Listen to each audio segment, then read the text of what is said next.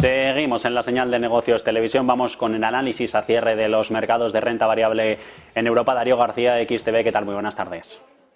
Muy buenas tardes, ¿qué tal? ¿Cómo estáis? Claves de esta sesión con la sorpresa del Banco de Canadá. Subiendo 25 puntos básicos. ¿Qué le ha parecido esta decisión y cómo puede afectar a lo que venga con la Reserva Federal y el Banco Central Europeo reuniéndose la semana que viene?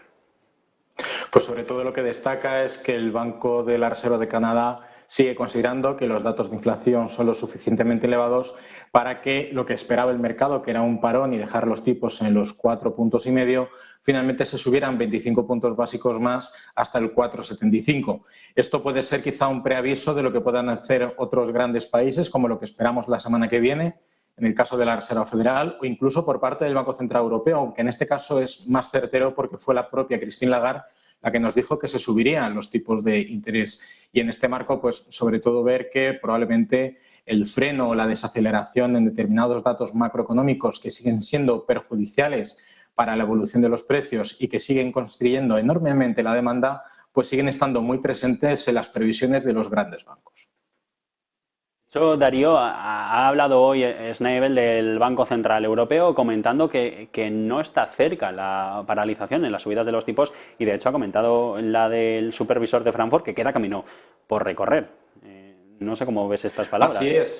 Así es. En este caso, lo que apuntábamos, si bien todavía es más incierto lo que pase con la Reserva Federal, sabemos a ciencia cierta por las propias palabras de Christine Lagarde y que probablemente los diferentes miembros del Banco Central Europeo siguen apoyando esta tónica. Hay que recordar que al no haber una unificación fiscal en Europa y que la gestión de cada país miembro de la Unión Europea es muy diferente porque su estructura económica es muy diferente de los países del norte a los países del centro y los países del sur o los periféricos, pues eso genera unas divergencias tan grandes que impiden que quizás algunos países que puedan permitirse el no elevar más los tipos de interés si no dependieran del Banco Central Europeo, sí que es más importante en aquellos países donde todavía seguimos viendo una evolución de los niveles de precios, tanto en sector servicios o incluso en el caso manufacturero, aunque es mucho más leve, que sigue perjudicando el cómputo general a la hora de considerar y sobre todo evitar que los países miembros de la Unión Europea entren en recesión, algo que, por ejemplo, en el caso de Alemania no ha sido posible evitar.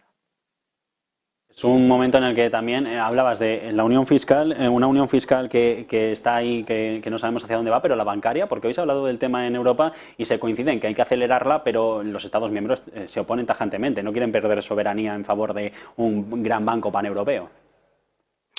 Claro, en este caso, si ya consideramos que muchos grandes bancos tienen la acepción o el adjetivo de too big to fail, ¿qué podríamos esperar si tuviéramos un gran banco paneuropeo en el que prácticamente sería incluso más grande que en algunos casos algunas economías europeas y que serían prácticamente insalvables y tendrían tanto poder de negociación y actuarían como un lobby tan importante que el Banco Central Europeo sería prácticamente un subsidiario de este gran banco? Por lo tanto, efectivamente, estamos hablando de un sector estratégico a nivel global porque de las finanzas depende prácticamente cualquier entramado productivo y en este caso, precisamente, el que no dependa de grandes estructuras sigue siendo lo que permite que pues, sigamos teniendo un negocio. Si no, los bancos o un banco gran paneuropeo prácticamente no tendrían ninguna finalidad más allá de conceder créditos y ese banco ya existe, de conceder liquidez y ese banco ya existe, que es el Banco Central Europeo. Estamos asistiendo a una sesión en Wall Street con tono mixto. El industrial está prácticamente plano, aunque de momento mantiene compras. Las ventas van a S&P y también a Nasdaq. No sé si estamos ante un nuevo mercado alcista en Wall Street o tenemos que hablar ya de una relajación en esas ganancias a las que hemos asistido en los últimos meses.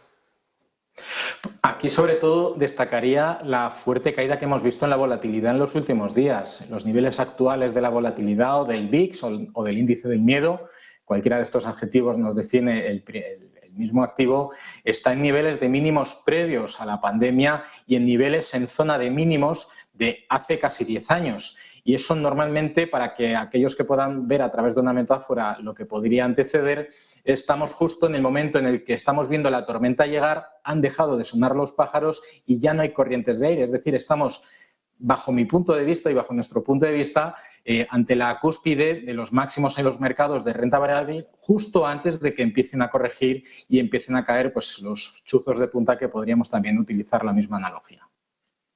También asistiendo a una jornada en la que ha aumentado el déficit comercial de Estados Unidos, mientras hemos también conocido los datos de exportaciones e importaciones en China. Los datos de exportaciones que tampoco dan una buena sensación de lo que sucede en la segunda economía del mundo.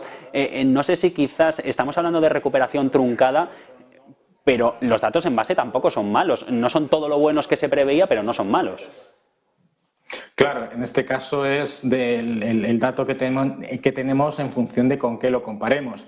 En este caso se esperaban unos datos diferentes por parte de la balanza comercial China, y el caso de que ahora mismo es un agente activo como consumidor, más allá de exportador, nos deja en evidencia que claramente hay un sentimiento muy negativo a nivel consumidor en el país asiático, que de ello está tomando claramente nota, por ejemplo, los precios del crudo y todo lo que está intentando hacer, en este caso, por ejemplo, la OPEP, siguiendo con el mismo activo, para compensar esa potencial caída de la demanda, corrigiendo y reduciendo los niveles de producción.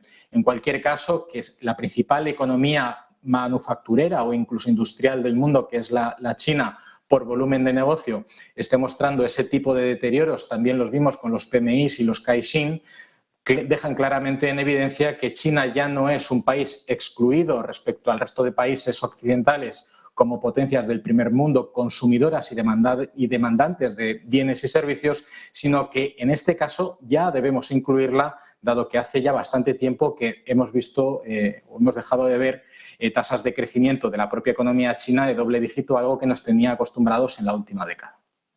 Pues también hemos visto en las últimas jornadas, en las últimas horas en el mercado cripto, esas denuncias de la SEC a Coinbase y a Binance. ¿Por dónde van a ir los tiros de los reguladores?